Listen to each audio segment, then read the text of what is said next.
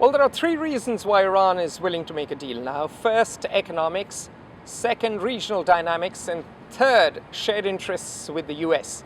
Now, first, economics. Iran has over 80 million people, or nearly 80 million people. It needs to provide jobs for over 50% of them who happen to be under 30. It has a highly skilled and educated workforce that has high aspirations. This workforce wants a better standard of living, and they want jobs just as Americans do. So Iran wants to be able to trade with the Indians, with the Chinese, with the Russians, with the Brits, with the Germans. And therefore they want an end to sanctions, so they want to do a deal.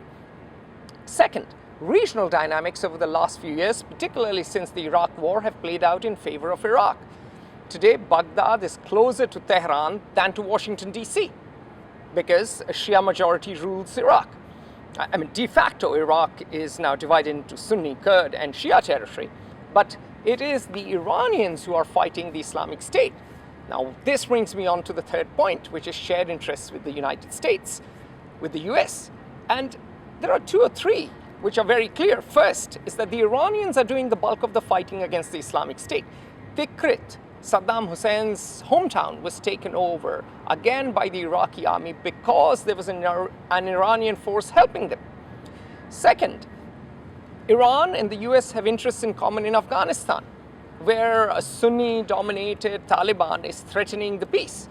And third, both the US and the Iranians, both the Americans and the Iranians, generally get along as people. Iranians have a very favorable impression of the US, particularly the younger generation. So all in all, because of these three reasons, economics, regional dynamics, and increasing shared interests between these two countries, Iran is willing to do a deal with the US and of course others, but the US is the key here.